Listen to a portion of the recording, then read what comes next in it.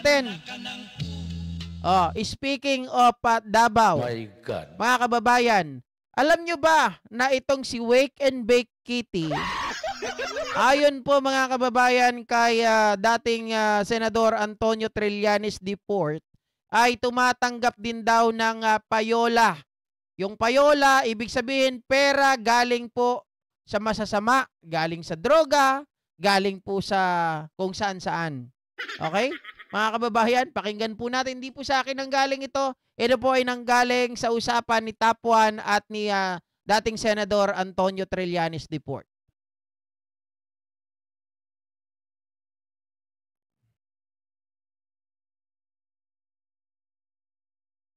Nine years na kayo po yung nagsasalita sa laban sa mga Duterte, may pagkakataon po ba na kayo po yung sinampahan ng mga ito ng reklamo? Kasi, syempre, sa pangkaraniwang understanding po, di ba? Kapag ka ikaw po yung nagsalita ng medyo makakasira sa reputasyon ng isang tao, ay normally, pagtatanggol mo yung sarili mo. Sa punto po ng mga Duterte, kayo po ba sa loob ng 9 na taon na yan, inattempt o sinampahan ng kaso na may kaugnayan sa paninirang puri?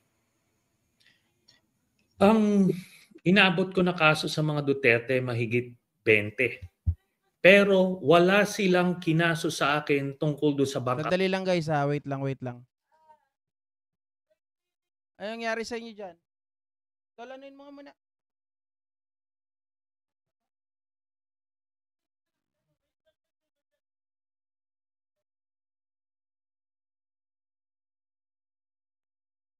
Na Accounts.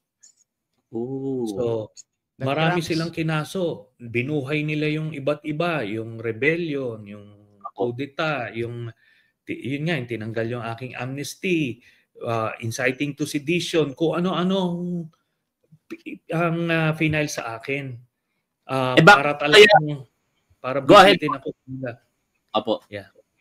Bakit po kaya, Senate, pasensya na na-interrupt ko po kayo, pero bakit po kaya hindi kayo sinampahan na may kaugnayan po diyan sa mga bangko? Kasi 'di ba talagang kumbaga paninirang puri 'yung kung hindi totoo 'yung sinasabi ninyo.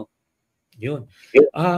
Dahil doon po sa ating bank secrecy law, ang isang exemption sa bank secrecy ay yung impeachment una, or kung ang subject ng litigation o ng kaso ay yung bank accounts mismo. Kumbaga, kung yun ang sinabi ko sa kanila na ganito yung mga nakaw na yaman nila nandirito sa mga accounts na to, yun ang pag kinasuhan nila ako ng libel doon, pwede kong ipasupina ang mga bank accounts kasi exemption yun sa bank secrecy law. Okay. Kaya hindi nila magawa. Kaya yun. At maraming ginawa yan sa akin itong mga Duterte. Nagtangka silang patayin ako. Nagtangka silang suhulan ako. Grabe. Marami. Totoo? No? Pinailan ako ng mga kababayan, alam nyo nung nakausap ko to ng personal si Antonio Trillanes Deport, ang sinasabi niya, ngayon ko lang narinig ito na siya ay tinangkang suhulan. Pero ang narinig ko sa kanya dati, doon sa kanyang kondo ay gusto siyang ipapatay. Kaya lang naging aktibo masyado yung mga gwardiya doon sa kondo niya. Kaya hindi natuloy yung pagpapapatay sa kanya. Liwat ka ng kaso, may murder pa nga na gusto silang gawin, imbentuhin, kagaya nung ginawa nila kay Senator De Lima. Pero hindi natuloy kasi masyadong malabnaw, napaka-imposible. At may mga nag-resist din na mga miyembro ng Philippine National Police kasi tahasa na pag-iimbento yon. So marami silang ginawa para busalan ako, para matakot ako. Pero naitawid natin, awa ng Diyos, naitawid natin, nandito tayo ngayon. At ang laki ng pagkakataon natin na maisiwalat na talaga lahat yung laman loob ng mga Duterte crime family dito sa impeachment trial na mangyari. Ito na.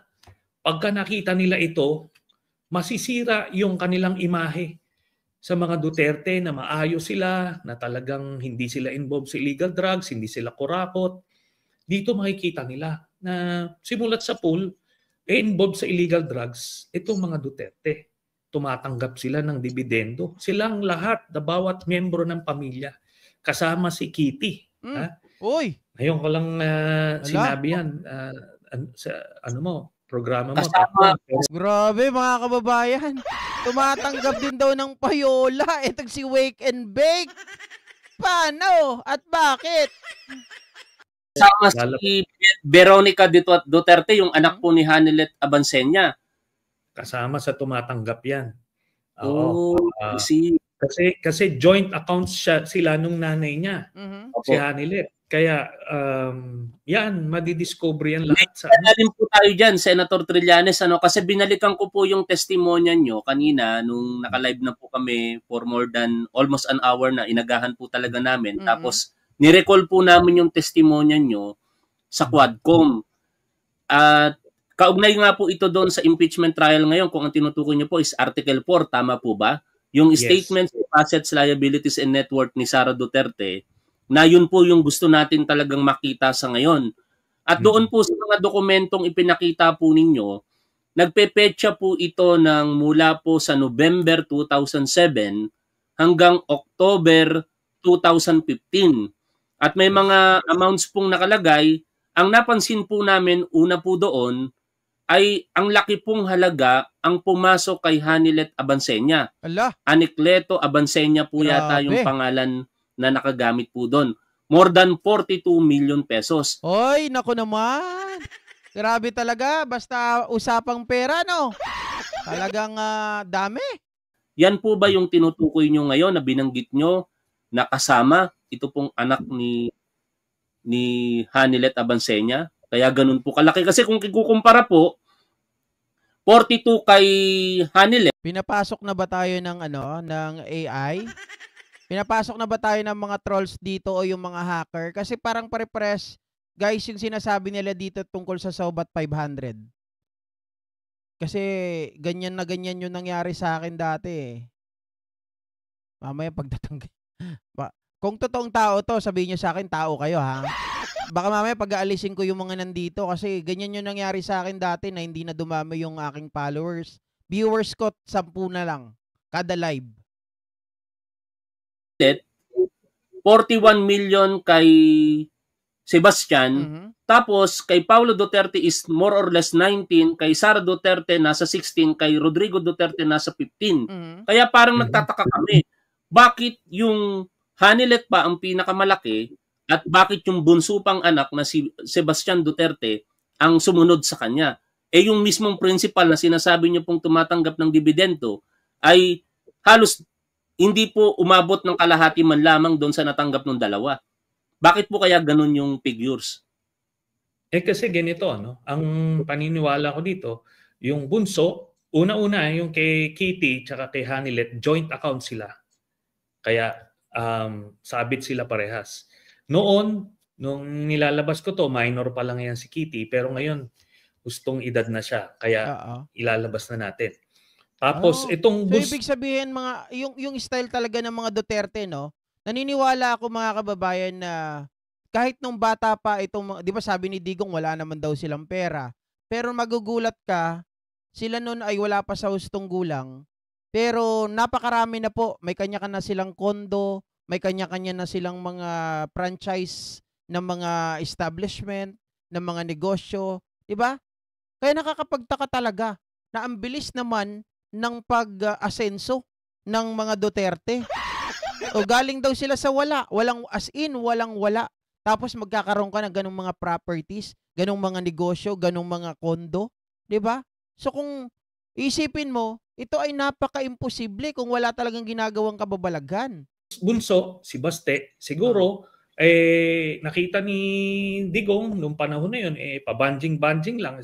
Ano yan? Trolls na churo? Ano ibig sabihin ng trolls na churo? Medyo natatakot kasi ako dyan guys, sa totoo lang. Kasi nga, di ba? Tanggalin natin.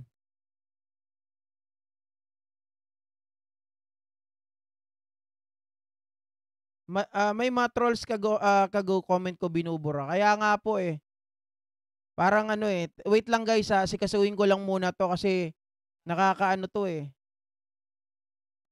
Wait lang, bigyan ko muna yung iba dyan ng ano, ng jacket para kayo na mag-kick habang tayo ay nanonood.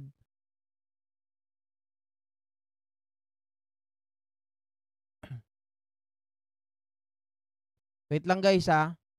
Kasi ganito yung naranasan ko nung ako ay napasok nung hacker.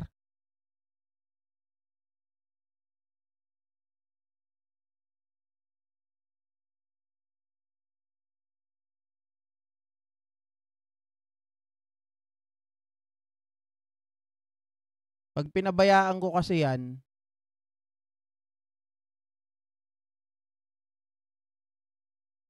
saan yung pangalan mo, Mang? Saan na si ano? Si...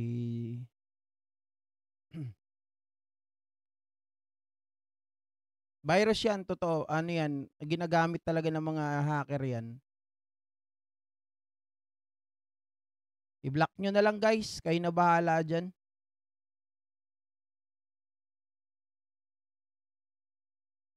Oo, ano nga yung kay Ma'am Jody sa'yo, nakikita ko dito naka-hide oh.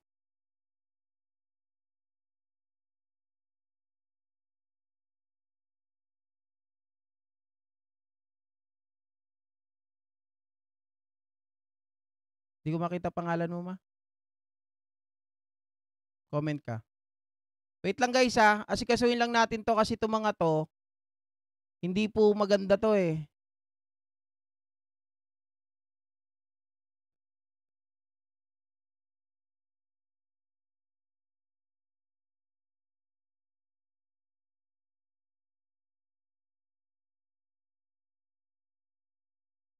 Ayan, pwede na siguro so far mga kababayan yung mga binigyan ko ng jacket.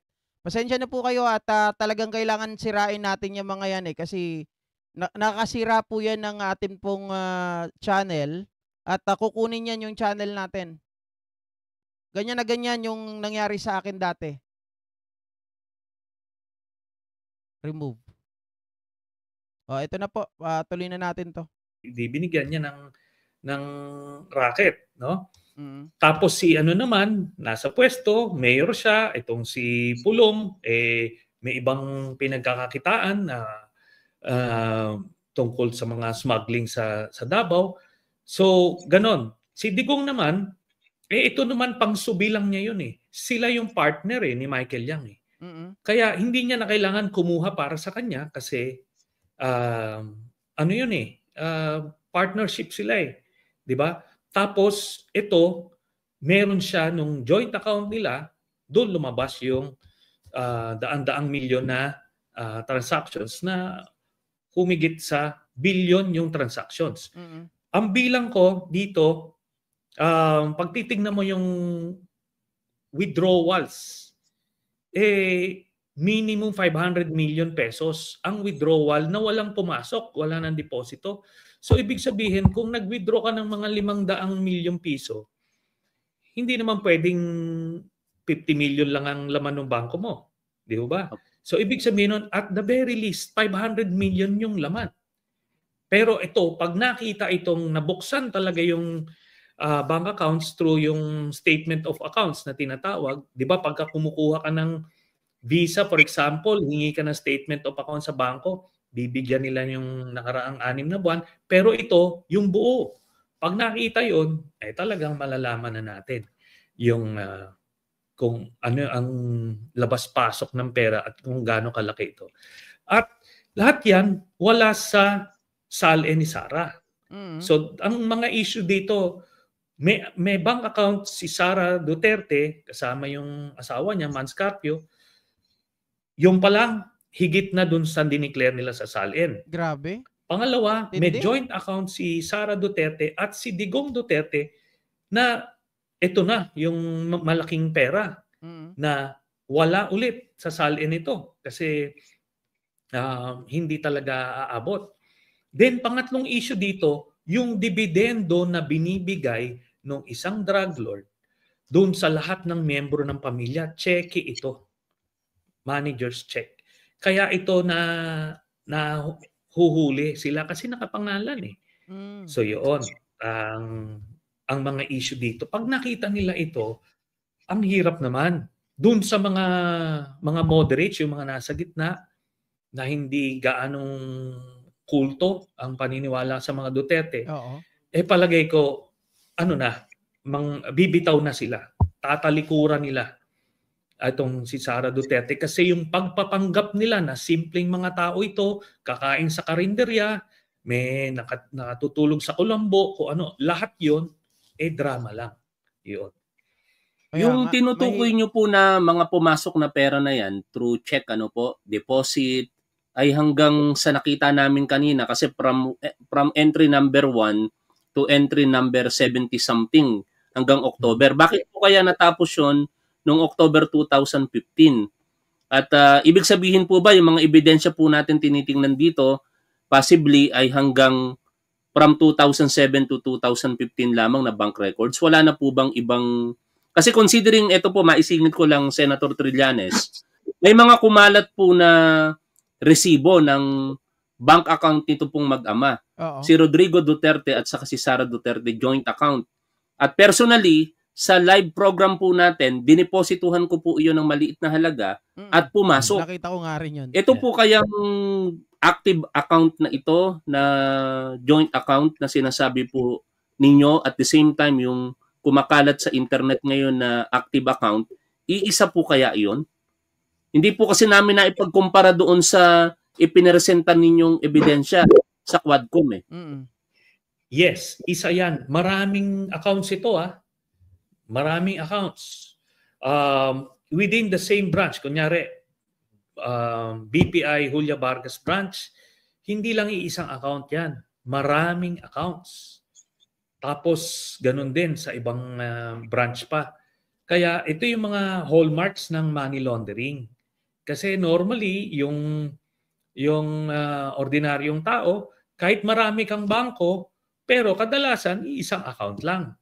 Kung magbubukas ka man ng iba pang account, yung magta-time deposit ka, so ganun lang. Pero yung multiple accounts in one branch, mga hallmarks yan ng money laundering. Ay, grabe. Kasi maaring hinuhulugan yan. Kunyari, 10 account nila, hinuhulugan ng tagpo 400,000 bawat isang account, hindi lalabas yun sa system ng ng Anti-Money Laundering Council. Hindi lalabas.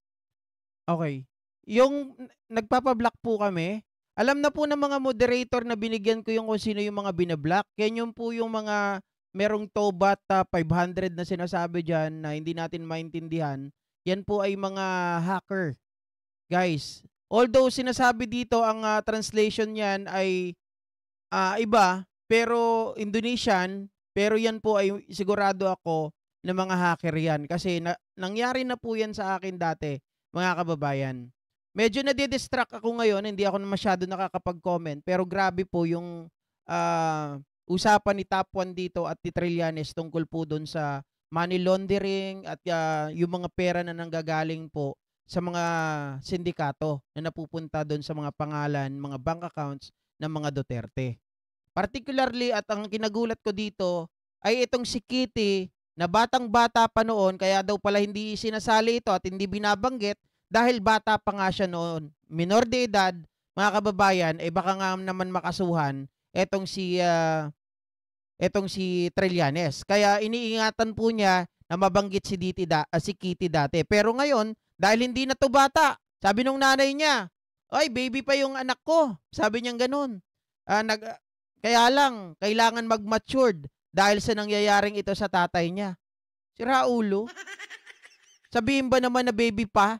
Baby pa, pwede nang gumawa ng baby. Kung sino-sino na naging partner. Pangalawa, mga kababayan, nag-wake and bake. Diba? Tapos sabihin mo, ito ay baby. Baby, tapos ang lakas magmura. Pero ako naman, naintindihan ko naman yung pagmumura. Dahil yan naman ay normal sa isang taong galit. Dahil tatay mo yun, kahit gaano kasama yun, tatay mo pa rin yun. Pero yung sasabihin, hindi naman ako komportable sa sinabi ng nanay niya na ito ay baby pa, napilitang mag-matured dahil ito nga po, mga kababayan, sa nangyayari. Hindi ko talaga matanggap na baby pa itong si Kitty na nagwe-wake and bake. Diba? Oh. Ala, grabe mga kababayan. Para matigil na rin itong pananalasa ng mga hacker dito ngayon sa atin, ay stop ko muna po yung ating live mga kababayan dahil yung percentage dito sa atin at yung algorithm dito nasisira na. Nag-stop siya, hindi na tumatakbo, at nakikita ko na medyo naapektuhan yung algo natin. Itigil ko muna to mga ka-GP Natics at magkita-kita po tayo sa mga susunod na araw. Maraming salamat po. Hindi natin pwedeng ituloy yung live